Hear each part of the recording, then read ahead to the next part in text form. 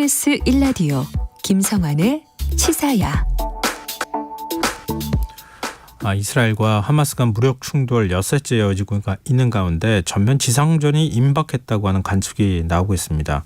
게다가 이스라엘과 레바논 국경 지역에선 제2의 전선이 형성될 수 있다는 우려까지 나오고 있는데요. 지금 어떤 상황인지, 또 중동 확전으로 이어질 가능성은 얼마나 될지 김수환 한국외대 융합인재대학 중동 이슬람 전략 교수 연결해서 얘기 나눠보도록 하겠습니다. 교수님 안녕하십니까? 네, 안녕하세요. 네. 지금까지 양측의 피해는 얼마나 됩니까? 지금 오늘 인명피해가 2,500명을 넘어섰다 이렇게 얘기를 하고 있는데요. 맞습니다. 어제까지만 해도 인명피해가 2,000명 정도였는데 오늘도 500명 증가해서 2,500명의 인명피해가 났네요. 예. 시설이나 이런 건 어떻습니까? 가자지구는 지금 폭격이 계속되고 있다고 하던데. 가자지구는 건물이 많이 파괴되고요. 예. 그다음에 일반 건물뿐만 아니라 병원, 학교, 사원 등 그 피해가 이루 말할 수가 없네요. 이스라엘이 지금 예비군 30만 명을 동원했다. 이렇게 얘기가 나오고 있는데요. 이건 곧 지상작전에 들어간다고 하는 의미로 지금 해석이 되고 있지 않습니까? 네. 작전 명령은 언제쯤 떨어질 것 같습니까? 글쎄요. 작전이 임박했다고 지금 상황은 보여집니다. 왜냐하면 말씀하신 대로 가자지구 주변에 한 50만 정도 그 지상군 병력 또 탱크나 헬기 같은 그런 무기들을 또 네. 전력들을 집중시키고 있고요. 네. 그리고 또 해외의 예비군들, 유대인 예비군들, 이스라엘인들 예비군들을 동원령을 내서 속속 지금 이스라엘로 도착하고 있거든요. 예. 그런 것을 보면 또 가자지구 주변에 있는 이스라엘 마을 사람들도 대피하라고 대피정도 내렸고요. 그래서 그런 거 보면 지상군 투입이 가까워진 것 같기는 한데 네. 사실 또 쉽게 이스라엘이 지상군 투입할 수 없는 그런 상황이 있잖아요. 바로 인질이 어디 있는지 정확한 위치를 파악하지 못하는 것이 있고요. 예. 그리고 또 그 안에 가자지구 안에 워낙 그동안 봉쇄 정치가 심했고 경제적인 제재가 심했기 때문에 그 안에 가자지구 내에 그런 어떤 건물의 시설이나 이런 개발이나 발전 상황이 없었어요. 그래서 예. 구시가지이다 생각하시면 돼요. 그래서 좁은 골목과 이런 지형 지물을 이스라엘 정보당국 조차도 아주 정확하게 그 데이터를 파악하지 못하고 있는 것으로 알고 있습니다. 네. 그러니까 인질은 아마 지하 터널에 숨겨놨을 것 같은데 예. 과연 이 지하 터널이 굉장히 촘촘하고 굉장히 길어서 과연 이것을 어떻게 접근할지 이 네타냐후 총리가 지금 아마 딜레마에 빠져 있는 것 같기는 합니다. 근데 지상군이 들어갈 경우에 지금 가자지구가 그 지하 터널이 건물마다 다 연결돼 있어서 네. 지하목 40m 깊이로 터널을 뚫었다 이런 얘기까지 나오고 있던데요. 맞습니다. 시가전이 결코 쉽지는 않을 것 같은데요. 그렇죠. 말씀하신 대로 이제 그 땅굴 터널만이 너무 거미줄처럼 촘촘하게 있고요. 네. 그 땅굴 주요 부위마다 부비 트랩을 또 설치해 있고요. 그리고 깊이가 40m라 이스라엘의 공습도 또 이것을 피해갈 수도 있는 상황이고요. 네. 이 길이가 거의 한 500km 정도 되는 것 같아요. 그러니까 이러한 촘촘한 땅굴 네트워크를 과연 어떻게 파악할 것이며 또 땅굴에 들어간다 하더라도 요소수에 설치해 있는 부비 트랩 그리고 인질을 그 땅굴 안에 배치해 놓은 것 같은데 그 인질 과연 그 인질의 희생 없이 이 작전을 수행할 수 있을까? 예. 결국은 이 하마스가 노리는 건 땅굴 게릴라전인데요. 예. 과연 이것이 성공할 수 있을까? 이것에 대한 어떤 이스라엘 네타냐후 총리의 확신은 없을 거고요. 만약에 지상군을 투입한다 하더라도 어쩔 수 없는 유대인을 비롯한 이스라엘인들을 비롯한 해외, 그러니까 외국인까지 인질들의 어느 정도의 희생을 정말 감내한 결정이어야 될 겁니다. 양측의 피해도 커질 수밖에 없고 국제사회에서 자국민이 만약에 살해를 당했다고 하면 거기에 따른 반발도 지금 있을 수밖에 없는 상황이잖아요. 그렇죠. 외국인 지금 인질도 있기 때문에 국제사회에서 그 문제에 대해서 지금 미국 인질도 미국이 이번 사건으로 인해서 22명으로 그러니까 사망자가 증가했잖아요. 네. 그렇기 때문에 국제사회에 있어서도 자국 또 희생자에 대한 그런 어떤 그 대응 방안도 굉장히 심각하게 고려를 하고 있는 것으로 지금 파악되고 있습니다. 만약에 지상군을 투입하면 그 모든 걸 감수하고 들어가야 되는 상황인 거잖아요. 그렇죠. 감수를 해야 되는 거죠. 그리고 어떻게 보면 네탄야후 총리의 정치적 생명도 걸어야 될 겁니다. 물론 이 상황이 어느 정도 언젠가 마무리되겠죠. 네. 언젠가 정리되고 마무리된 이후에도 모사드 신베트 같은 정보기관에서 예. 또 이스라엘 정부에서 이러한 상황을 사전 징후조차 파악하지 못했다라는 어떤 책임은 결코 피할 수는 없을 겁니다. 지금은 네타냐후 총리가 극우 연립 정권을 꾸렸었던 거잖아요. 겨우 그것도 네. 꾸린 건데 네. 지금 이번 그 하마스하고의 전쟁을 통해 가지고 오히려 입지가 더 단단해질 거라고 생각했는데 나중에 전쟁이 얼마나 길게 갈지는 모르겠지만 끝나고 난 다음에는 오히려 책임을 묻는 이런 일들도 벌어질 수 있다는 말씀이시잖아요. 그렇죠. 지금 단기적으로는 지금 이스라엘이 내부적으로 단결하는 모습이죠. 왜냐하면 외국에 해외에 있는 그런 예비군 동원령으로 사실은 그 예비군 동원령에 해당하지 않는 나이 든 사람까지 자원해서 지금 들어오고 있거든요.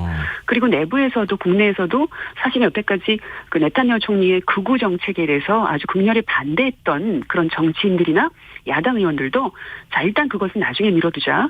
그리고 지금 우리가 전시 상황이니까 일단 하마스에 대항해서 함께 힘을 합쳐서 대응을 하자라는 어떤 응집력을 보여주고 있거든요. 네. 그런데 이것은 이 사태가 어느 정도 마무리되고 난 후에는 또 상황이 바뀌어질 거라는 거죠. 지금 이스라엘 내부 여론도 좀 궁금한데요. 언론들도 네. 계속 그 살펴보고 계실 테니까요. 네. 지금 세종시 면적 정도 되는 곳에 가자지구 안에 230만 명의 인구가 살고 있다고 하잖아요. 네, 맞습니다. 지금 지상군을 투입하게 될 경우에는 민간인 피해도 상당히 많이 발생할 수밖에 없는데 오늘 언론이 뭐 전한 거를 보면 하마스는 용서할 수 없지만 무고한 가자 주민이 다쳐서는 안 된다 이런 여론도 있다고 하던데요. 어느 정도입니까? 그렇죠. 예, 말씀하신 대로 이 좁은, 그러니까 세계에서 가장 인구 밀도가 높은 곳이 바로 이 가자지구입니다. 예. 230만 명 인구가 살고 있는데요. 그러니까 어디까지가 하마스 대원인지 과연 누가 민간인인지 구별할 수도 없고요. 거기다 아까 말씀드린 땅굴까지 있어서 네. 참 어디를 어떻게, 그러니까 이 하마스 대원이 민간인으로 가장했을 경우, 그러니까 어떻게 보면 이스라엘 지상군이 투입됐을 때 모든 민간인을 포함한 모든 만나는 사람들을 하마스 대원임을 가정을 하거나 의심을 해봐야 되는 그런 상황이거든요. 네네. 그리고 또 완전 봉쇄를 했기 때문에 물, 식량, 전기 완전히 봉쇄된 상황이거든요. 심지어 가자지구 내에 있는 병원도 10일, 12일을 버티지 못할 것이다. 네. 라고 해서 이런 봉쇄 조치로 가자지구 인도주의적인 어떤 위기 상황이 지금 최고조로 달하고 있습니다. 네네. 그렇기 때문에 이 가자지구 내 민간인들의 희생, 그 희생을 막기 위해서 지금 국제사회나 국제 NGO들이 지금 그렇다면 최소한 필요한 생필품 그리고 또 인도적으로 또 지원을 할 수 있는 인력들이 들어갈 수 있는 그런 통로는 마련해줘야 되지 않냐, 개방해줘야 되지 않냐 이런 것을 지금 요구를 하고 있는 상황입니다. 근데 네타냐후 총리가 그걸 받을 것 같지는 않아 보이는데요. 받을 것 같지는 않습니다. 예. 지금 왜냐하면 하마스도 지금 막다른 골목에 다다랐지만 예. 네타냐후 총리도 마찬가지거든요. 지금 자국민들이 희생이 이렇게 크고 인질로 잡혀 있는데 지금 그 자국민들의 불만은 최고조에 달했거든요. 어떻게 보면 그 직전까지는 정치적인 어떤 혼란 때문에 내부적인 혼란 때문에 불만이 가중돼서 전국적인 시위가 있었지만 지금은 어떻게 보면 시선이 지금 대외적으로 밖으로 하마스에 쏠린 상태거든요. 네. 그러니까 이 이스라엘 국민들에 대한 어떤 불만을 어느 정도 해소시키거나 만족시킬 만한 그런 상응하는 보복 조치가 분명히 이루어져야 할 거라고 네타냐후 총리도 생각하고 있을 겁니다. 피해 보복을 불러일으키는 일로 연결되지 않을까, 무고한 민간인들이 더 많이 희생되지 않을까 좀 걱정이 되네요. 그렇습니다. 왜냐하면 오늘만 해도 이스라엘 군이 공습을 2,000여 회까지 했대요. 하루에요? 하루에요. 그러니까 이것이 가자지구는 거의 지금 뭐 전쟁 상태가 아니라 거의 살아남는 것이 참 힘들 정도 아비규환인 것 같아요. 예. 뭐 백리탄도 쓰고 있다는 얘기까지 나오고 참 걱정되는데요. 또 하나 이제 우리 입장에서 걱정되는 부분이 이게 얼마나 확전이 될까 이 부분 아니겠습니까? 네. 레바논 그러니까 이스라엘 북부 지역에 있는 레바논 무장 조직 헤즈볼라가 뭐 공격을 했다더라. 또 시리아에서 또 포탄이 날아왔다더라. 이런 얘기가 나오고 있는데요. 그 인근 지역하고 국가들하고 지금 전쟁이 확전될 가능성 어떻게 보십니까? 저는 확전 가능성에 대해서는 그렇게 가능성은 높지 않다고 생각을 합니다. 왜냐하면 이 중동 내 중동전 혹은 뭐 신중동전, 제5차 중동전 이렇게들 말씀을 하시는데요. 네.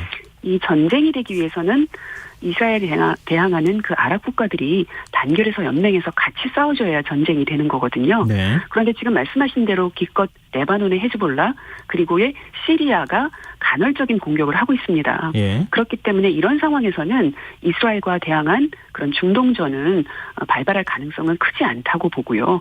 또 여기에 이란이나 미국이 서로 대리전을 하거나 국제전을 벌일 가능성은 지금 상황에서는 없어 보입니다.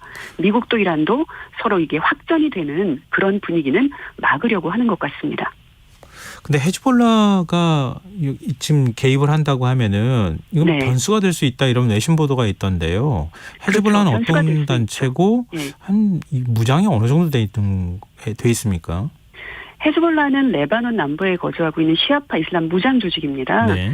1985년에 창단이 됐는데요. 창설이 됐는데 네. 1982년에 이스라엘이 PLO 즉 이스라엘에 저항하는 팔레스타인 해방기구라는 그런 기구를 뿌리 뽑겠다고 팔레스타인 사람들이 많이 몰려 살았던 레바논 남부를 침공을 합니다. 네. 그리고 그것을 강제 점령을 하죠. 네.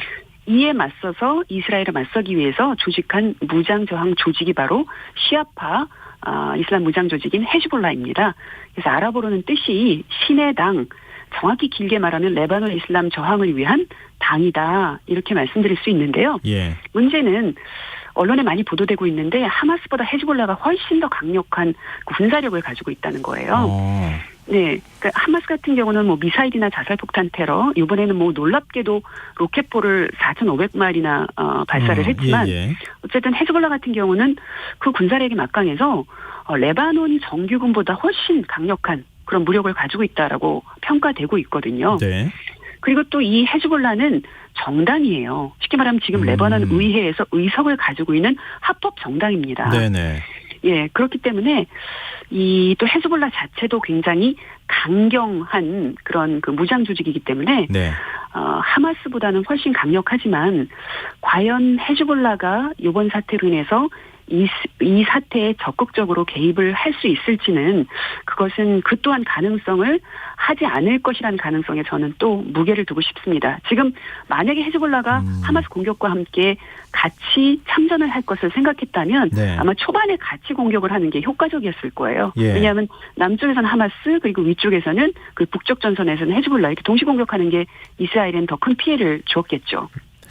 그러니까 뭐 지원은 하지만 네. 지금 이스라엘 군을 좀 분산시키는 효과나 이런 것들을 노릴 수는 있겠지만 전면적으로 그렇죠. 붙거나 이렇게 해서 네. 확전이 되지는 않을 것이다. 이런 말씀이시죠. 네, 그 이유는 또 헤즈볼라는 시아파 무장 조직이기 때문에 네. 이란의 지원을 받고 있어요. 네. 이란과 굉장히 끈끈한 연맹을 맺고 있는데 네.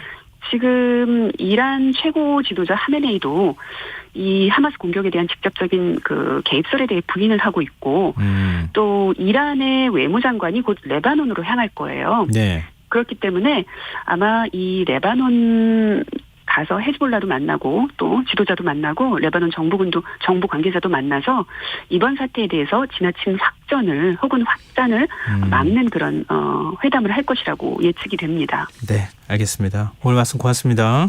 네. 네, 지금까지 김수환 한국외대 중동 이슬람 전략 교수였습니다.